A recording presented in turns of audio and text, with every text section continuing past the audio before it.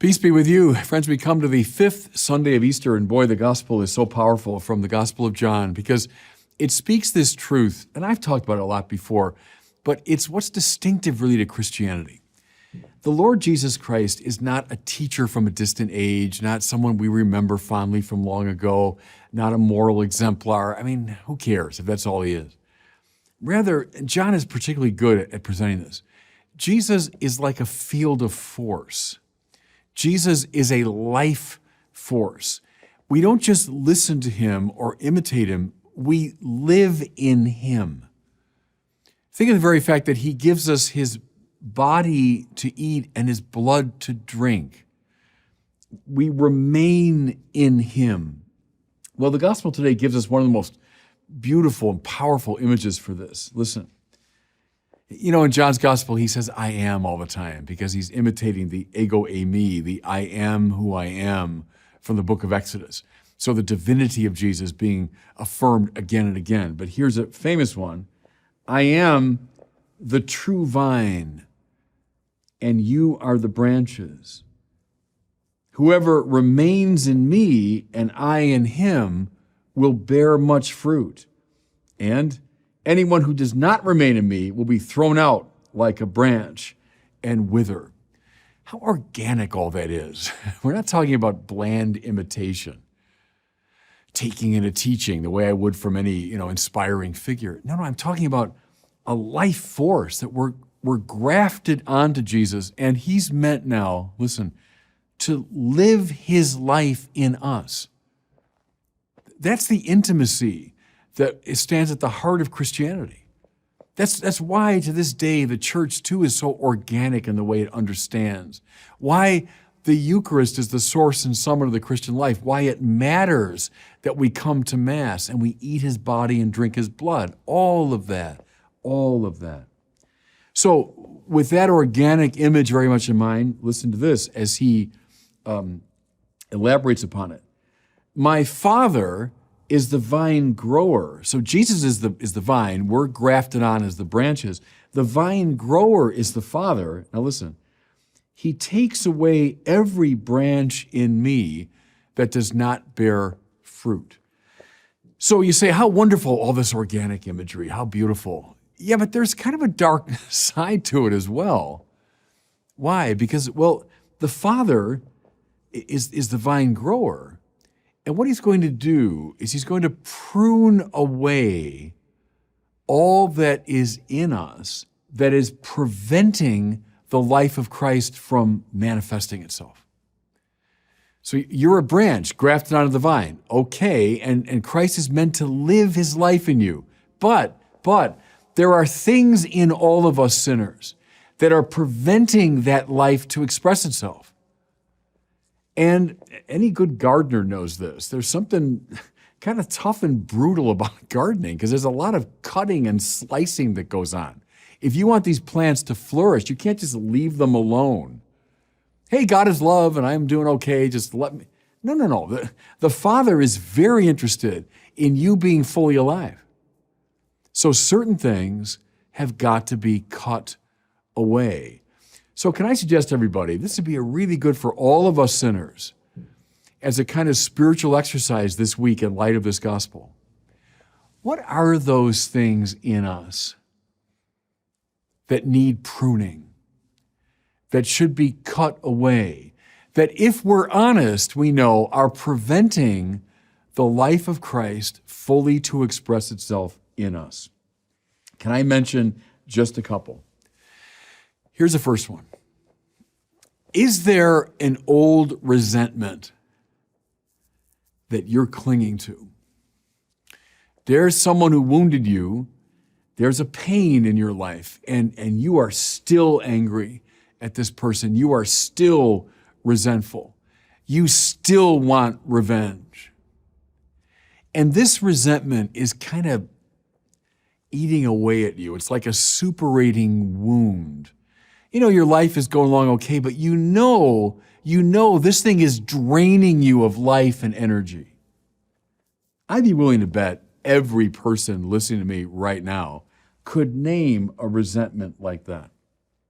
Okay, how about during this Easter season, Prune it away.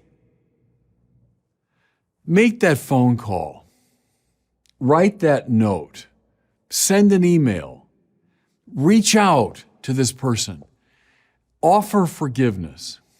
It's hard. Yes, I know it's hard. That's why it's called pruning. That's why it of course is painful. But it will allow the life of Christ to surge more fully through you. So an old resentment, take a look at it. Here's the second one, and I confront this all the time in my internet work, especially among younger people. Is there a soul-killing secularism that's taken root in you? You know what I mean?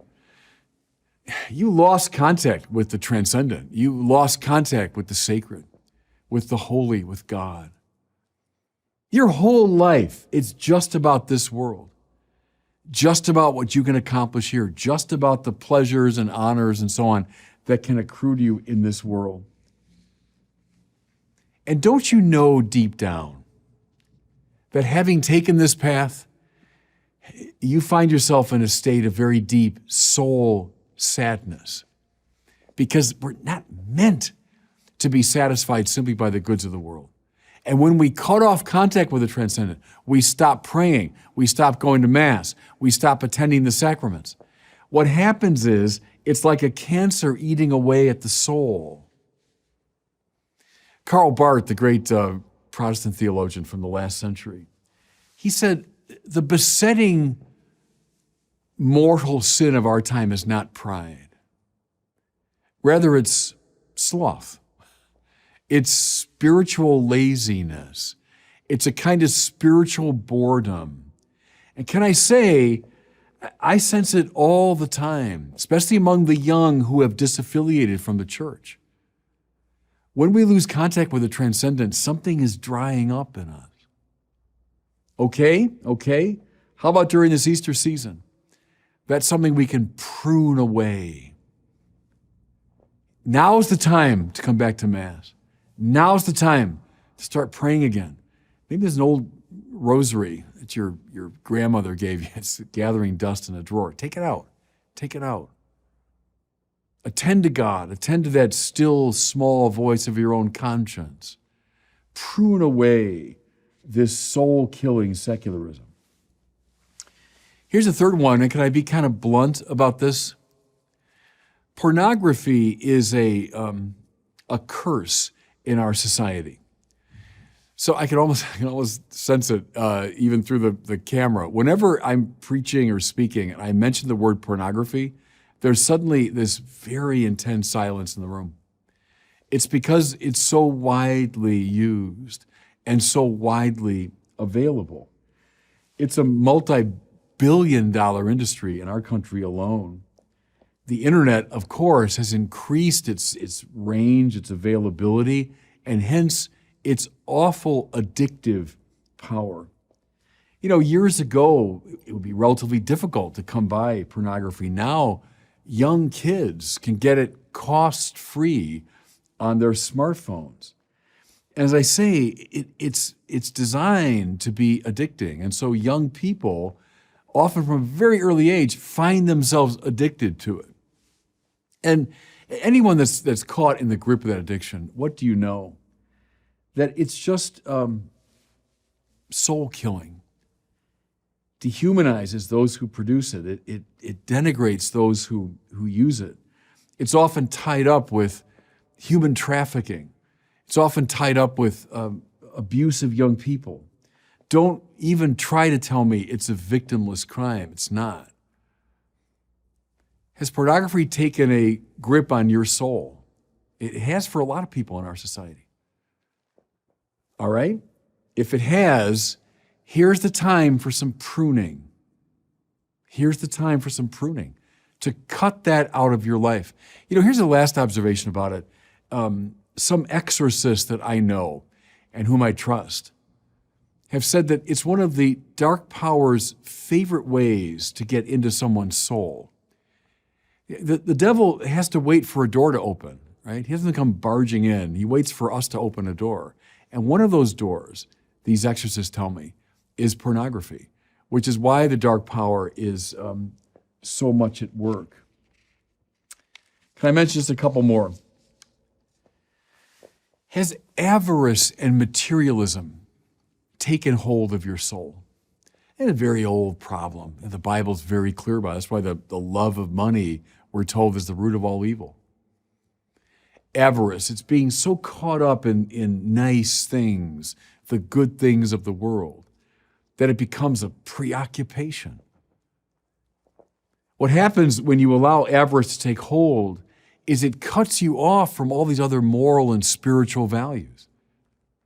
That's the King Midas story, that everything he touches turns to gold. How wonderful. Well, no, it ends up killing the very things that you love the most. Has avarice taken control of you, a sort of gross materialism? If it has, it's time for some pruning. You need to cut that out of your life because it's going to kill the soul at the end of the day. Here's the last one, and again, very much with Pope Francis in mind, because he's very strong on this. To what extent has gossiping become a soul-killing activity? I mean, I think we're all guilty, gossiping, talking about people in a mean-spirited way. It's like our favorite indoor pastime. It's what most of us human beings do much of the time when we get together. We'll talk about maybe bland, neutral things for a while, but watch it. Watch your own conversations. Pretty soon, 9 times out of 10, we will start turning toward gossiping about other people. Stealing their reputation. I'd put it there under the rubric of the 7th commandment, thou shalt not steal. We can steal physical things from people, but far more terrible really is stealing someone's reputation. That's what you're doing when you gossip. Behind their back, surreptitiously, you're robbing them of their good name. I think it's time, in light of this gospel, to do a searching moral inventory about gossiping. How much time do you spend? And maybe even, keeping an eye on your own soul, watch yourself for about a week. Keep track of all the times you were drawn into it or tempted to gossip. Keep track of it. St. Ignatius of Loyola recommends we do that. As we examine our conscience, we find those things that are particularly bad, and let's keep a careful tabulation of them. Good, I'd recommend that. See how often you're tempted to gossip. Now, let me close with this. I've been talking about doing the pruning, fair enough, but what Jesus says, not so much we do the pruning, your heavenly Father does the pruning. So the move that we should make, is very important, is maybe it's one of the things I mentioned, maybe it's something else, but name those things in you that are stopping the flow of Christ's life in you. And then, in prayer, turn them over to the great keeper of the vine. Turn them over to God the Father in prayer. Lord, prune these things out of my life. Trust me, see, He will. We can ask for all kinds of extraneous things, and God may or may not give them to us, but He will always give us the gift of the Holy Spirit. And that's really what you're asking for when you say, Lord, here's this thing in my life that I know is stopping Christ from living in me. Prune it away. Prune it away. Make that prayer. Identify the pain. Identify what this thing is. And then actively turn that over to God the Father. And God bless you. Welcome back to the Word on Fire show. I'm Matthew Petrusik, Senior Director of the Word on Fire Institute and the host of the Word on Fire show. Thank you for joining us. The enduring relevance of St. Thomas Aquinas. Most in contemporary secular culture have probably never heard of the name Thomas Aquinas, and if they have, they likely vaguely associate it with the medieval Dark Ages, which is one of the most flagrant misnomers for a historical period in the history of ideas. Well, it's true. St. Thomas Aquinas did indeed write close to 800 years ago, and in Latin. However, his thought remains more pertinent than ever, not only to theology and philosophy, but also to current conversations on how to build a more stable, a more just, and a more prosperous political order. Today, to discuss the evergreen genius of one of Catholicism's greatest saints and doctors of the Church, and how his legacy continues in the life and work of the contemporary Dominican theologian, Father Paul Murray, is Bishop Robert Barron.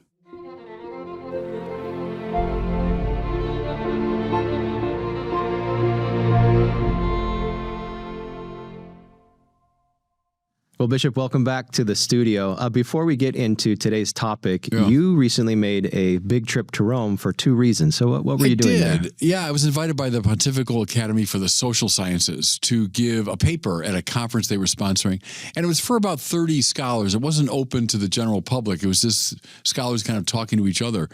But around this theme of Aquinas's metaphysics in relation to Catholic social doctrine. So the head of the academy, Cardinal Turkson, invited me to come give the talk. I was also there because my friend Paul Murray, who's a great friend of Word on Fire, we published books of his and his poetry, and I've known him for a long time, was officially retiring from the Angelicum. So they invited me to preside at Mass and to preach. So I went for those two reasons to Rome.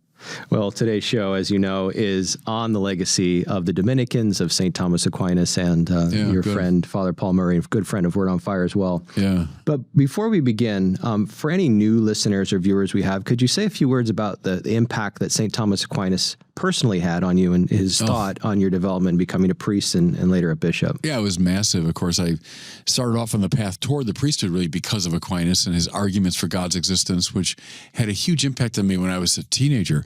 And then, it was a happy grace, I would say, as I was drawn into the Thomistic world, even as a young man. And that means a world of great balance, of great sanity. And it was a gift because I didn't know anything about philosophy. He was my entree into philosophy, and what a happy door to enter. You think of people who begin their philosophical career, let's say, by reading, Nietzsche or by reading Sartre or reading postmoderns.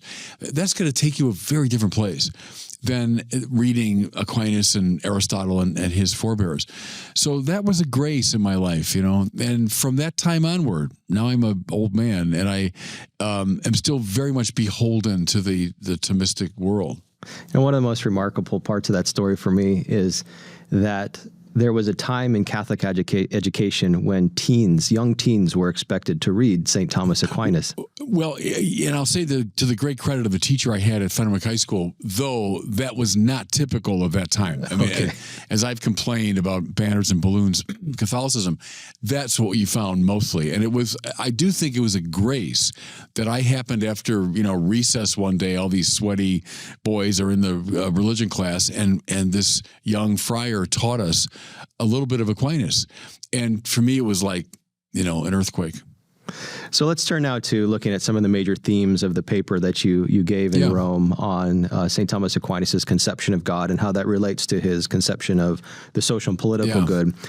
Before we get into some of those specific arguments, however, what would you respond to someone who hears the word St. Thomas Aquinas, hears medieval philosophy, and they say something like, Bishop, our world is in social turmoil right now, dominated by conflict. We've totally lost all sort of common moral ground.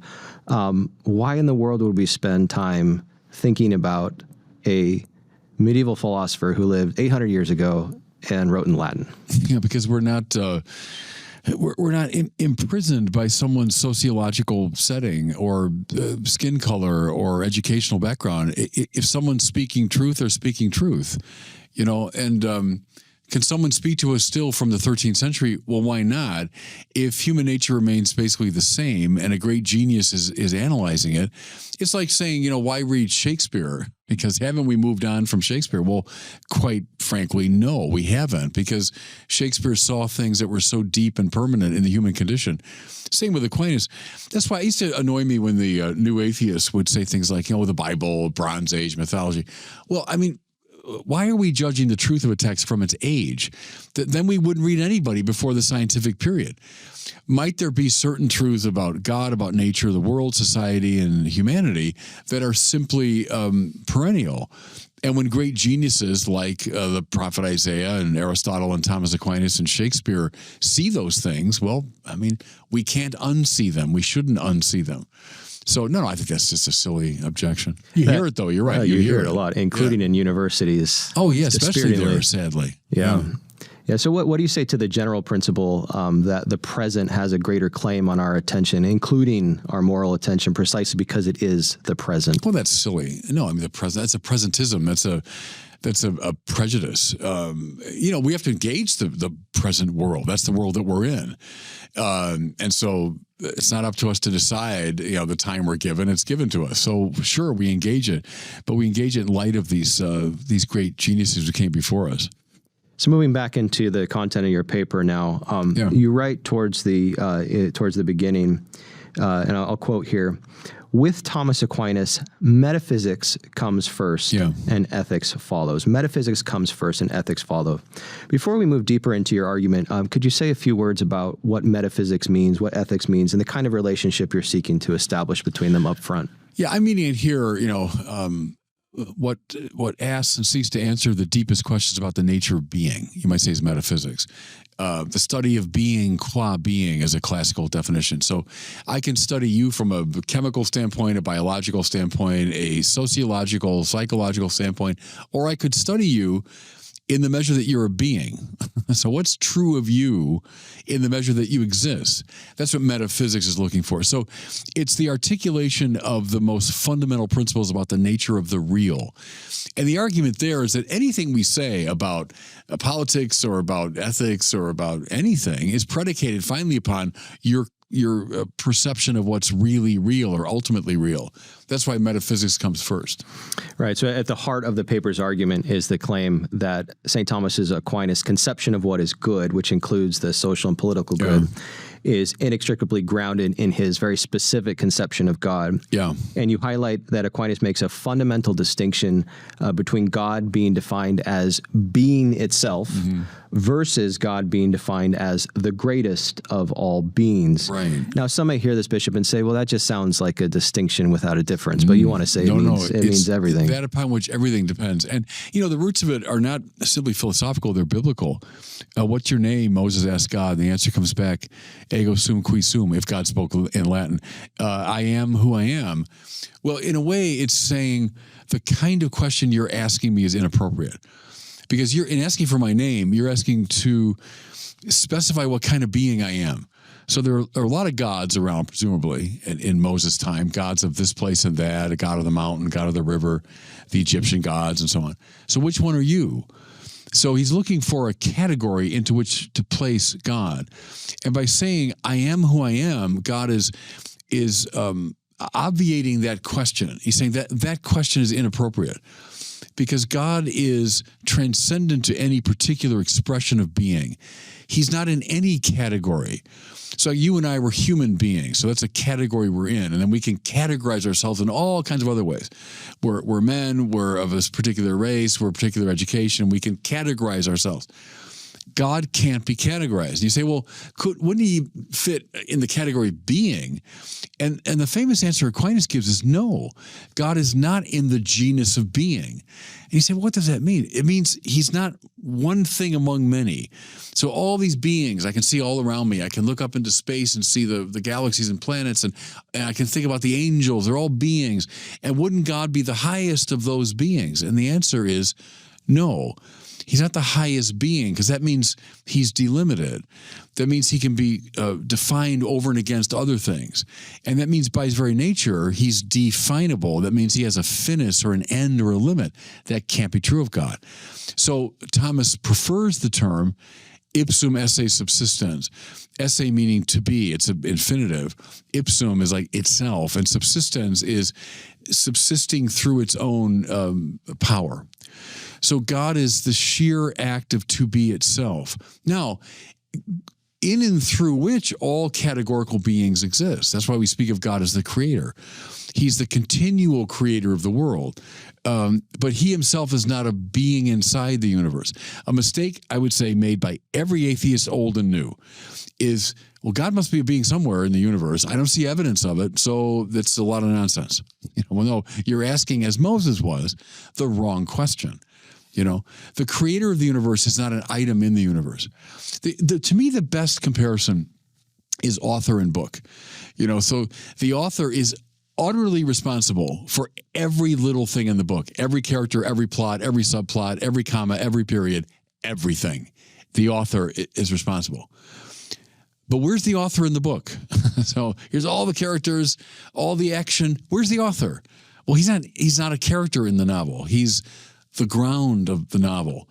That's a good comparison, I think, to God's relation to the world. How does this conception of God help us understand, to unpack a little more, God identifying himself as I am to Moses? The use of I, the category of I, how can a God so defined be an I?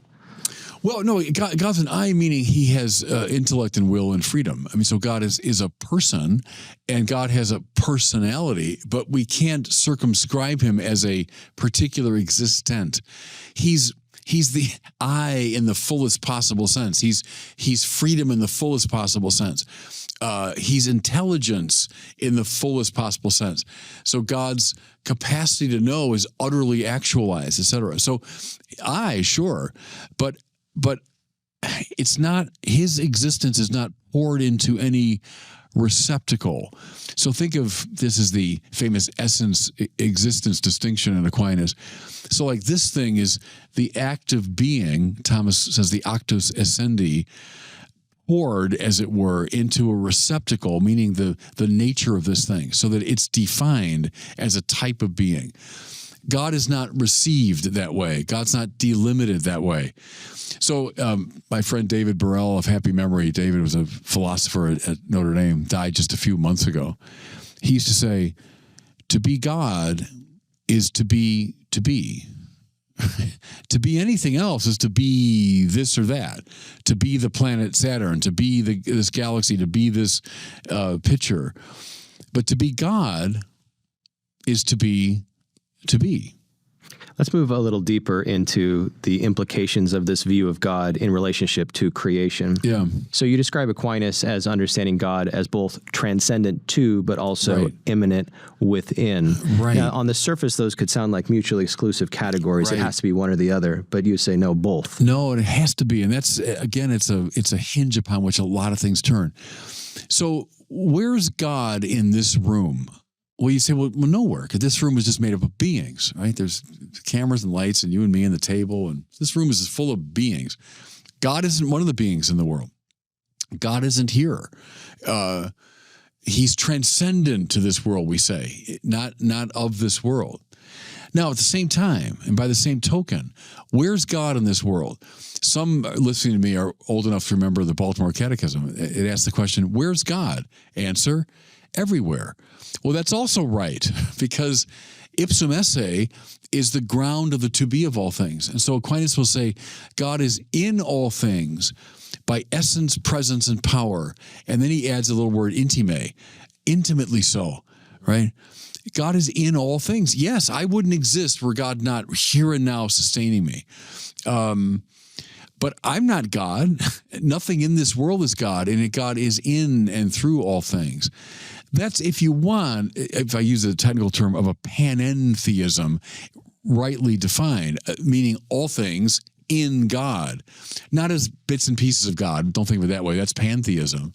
But all things existing through the causal agency of God from moment to moment. Yeah, that's Catholic doctrine. You also draw on the concept of contingency, understanding God in relationship to creation using the category of contingency. Say a little bit more about why that's so important. Yeah, that's another hinge idea. To be contingent, it means you touch upon something, what it means literally. But it means you exist through causal influence of something else. And that's the starting point of some of the most important of the arguments for God's existence. You and I are contingent, meaning right now, our being here depends upon so many causal factors.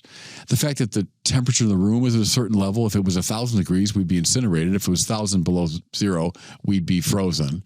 The oxygen in the room right now that we're breathing allows us to be. All the instruments around us, are allowing this state of affairs to obtain, right? So this state of affairs, you and I sitting here talking, is radically contingent, which then, of course, causes you to say, well, all right, how about those things I just named? Are they contingent? Well, yeah, sure they are, and we can go through that process. What can't you do? You can't simply appeal endlessly to contingent things to explain a contingent state of affairs. You have to get finally to something which is non-contingent in its being. And that's what all people call God, Aquinas says. So God is the non-contingent source of contingent existence. So following the arc of the paper, let's move now from metaphysics, the implications of metaphysics now for ethics. So the foundational ethical point you draw from this vision of God is that for St. Thomas Aquinas, God cannot, by definition, compete with anything in creation. Right. In fact, let me quote you here. You say, he can only will the good of the other, he being God, since what is other to him can be of no possible advantage to him. Right. Unpack that a little for us. That's a very important point. God needs nothing, right? Because God's ipsum esse. God is sheerly actual in his form of existence. The world that he makes, therefore, is not in any way to his advantage. It can't be. How could God benefit from that which he's created in its entirety from nothing? He can't. He can't benefit from it, which means whatever he's directing toward it is for its good, not his own.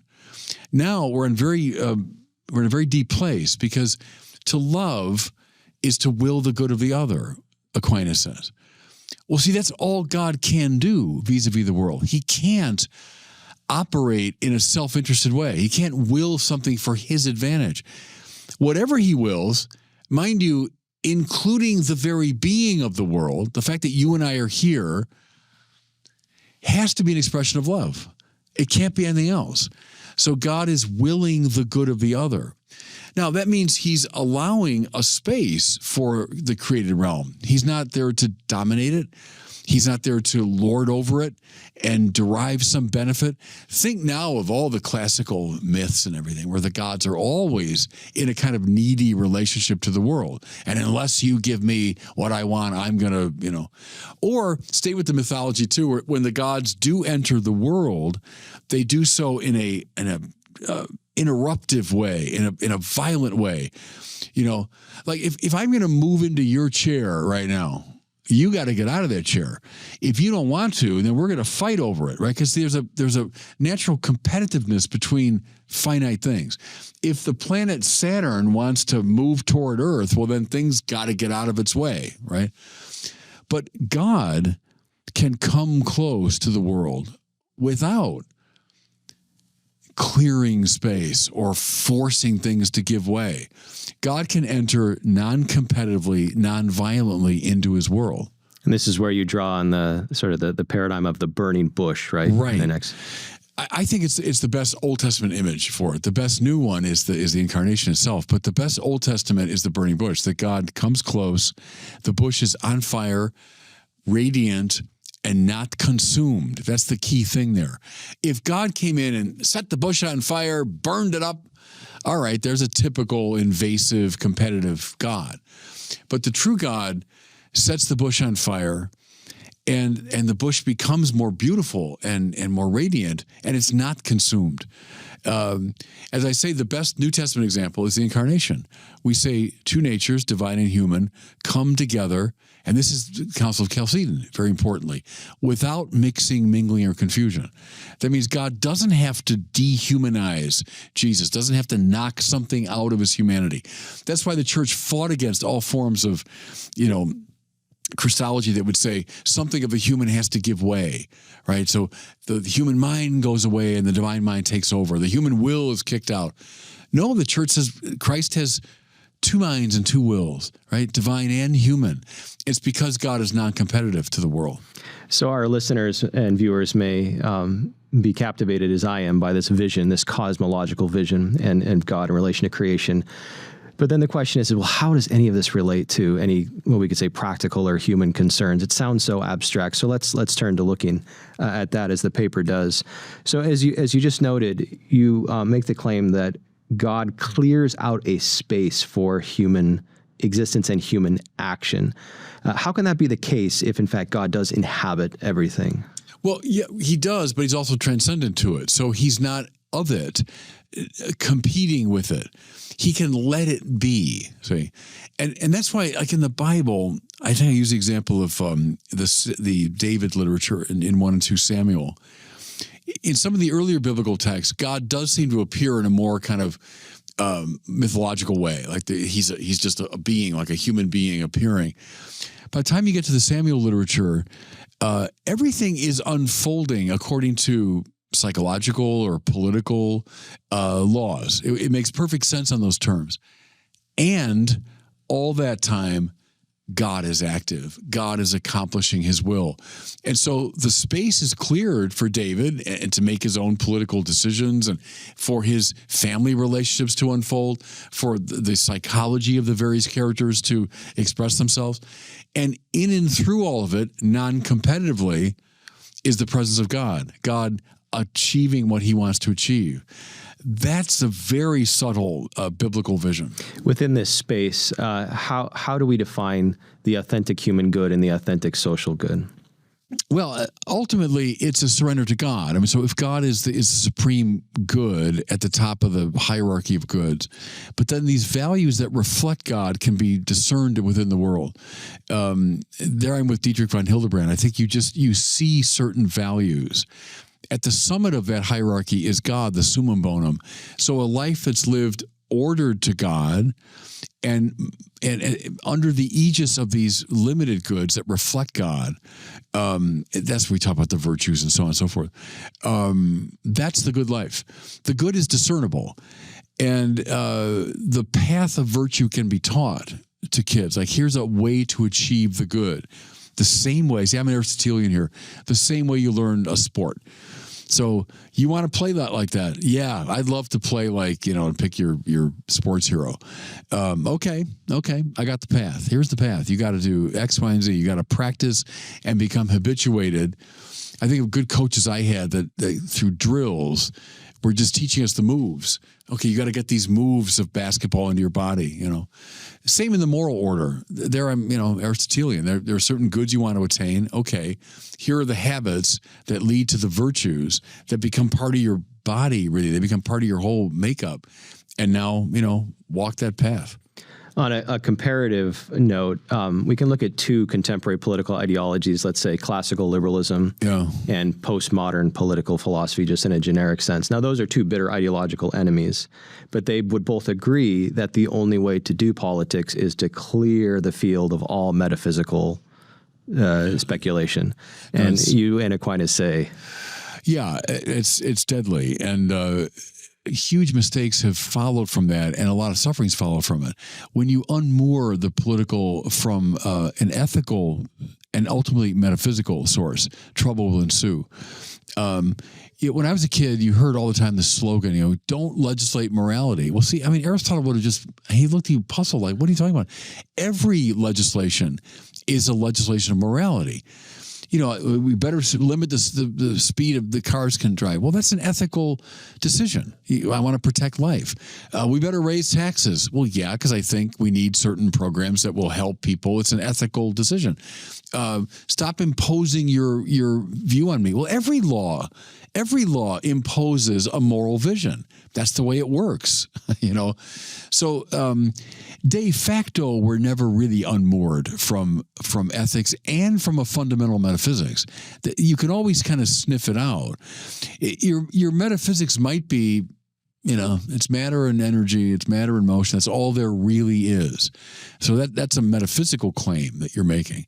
From that will follow certain ethical convictions, from which follow legal application and so on. But I'd rather be upfront about it. Let's have a good metaphysical argument, and and ground our ethics accordingly. We'll turn to the thought of and the legacy of Father Paul Murray in a moment. Yeah, but just to finish that point, one of the common critiques of, say, a Thomistic vision of reality as it relates to politics is that it's going to end up as a theocracy or a totalitarianism, precisely because it is totalizing. The vision is totalizing. Yeah. So how do we respond to that critique? Well, yeah, it's a theocracy only in a very broad sense of the term, meaning that it's a politics lived under the aegis of God as the summum bonum. But that's very different from, let's establish a king, who is going to reign through divine right and so on. What I'm talking about is perfectly compatible with, let's say, a democratic or a Republican sort of construal of the political reality. I mean, that's fine. Theocratic only in that very broad sense we should be.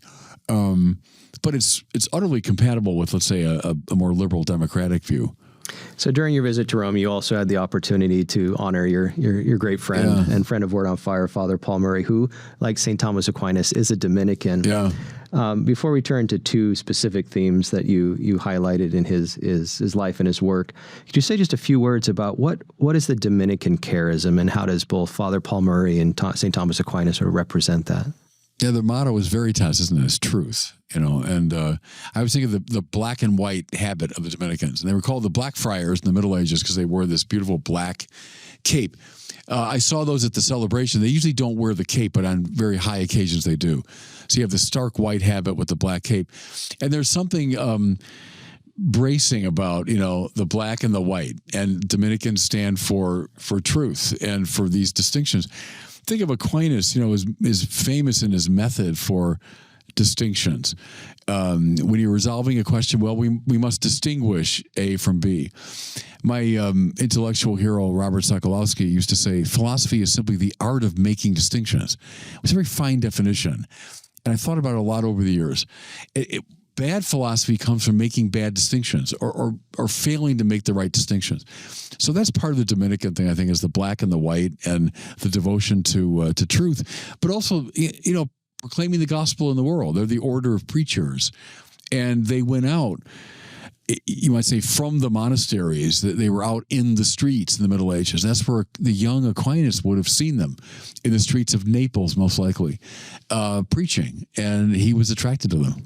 In your beautiful tribute to Father Murray, you identified two characteristics that you think really he exemplified, but also, again, exemplifying the Dominican tradition. One was the primacy of grace, and the other was joy. So to sort of draw this to a conclusion, how do those represent both Father Paul Murray and the Dominican tradition? That theme of the primacy of grace, I think in the homily, go back even to the De Auxiliis controversy, late 16th century, within Catholicism, between the Jesuits and Dominicans. And make a long story short, a Jesuits putting a greater stress on human, freedom and accomplishment, and the Dominicans consistently putting a stress on the primacy of grace, that grace comes first. I think I mentioned in the sermon that Paul Murray was always worried about what he called willful spiritualities.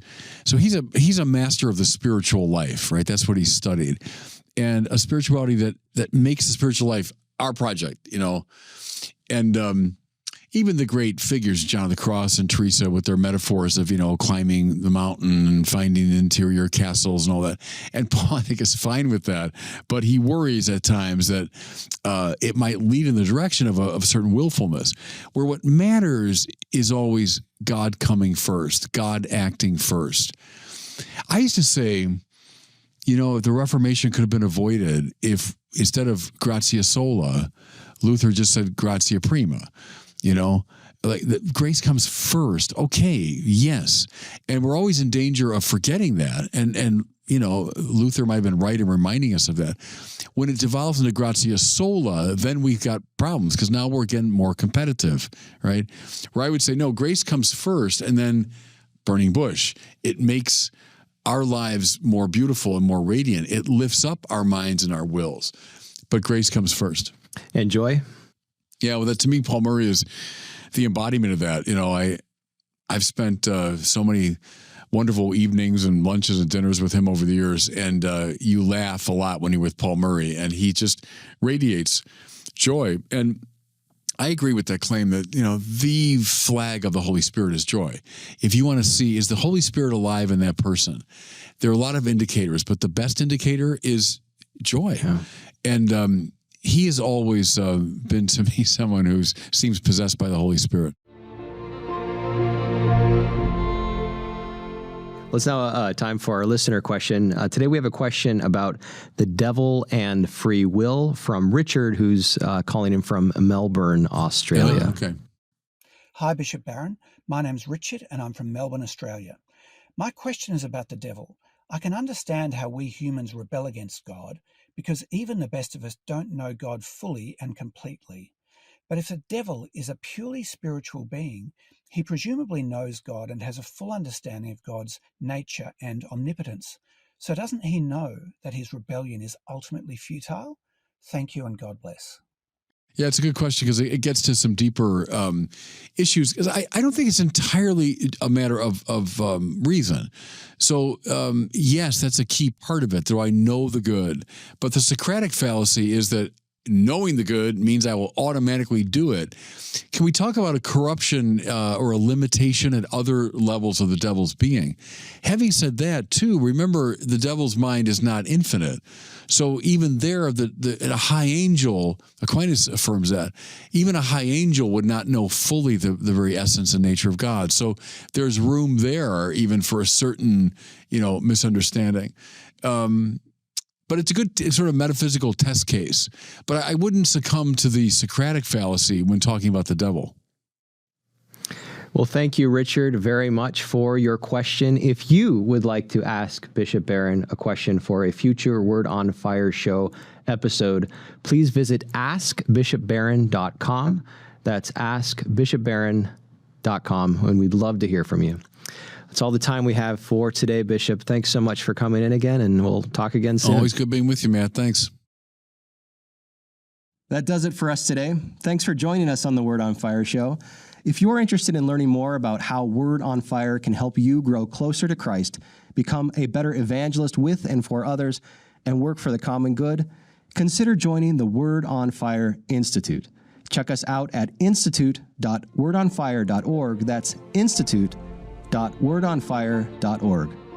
See you next time.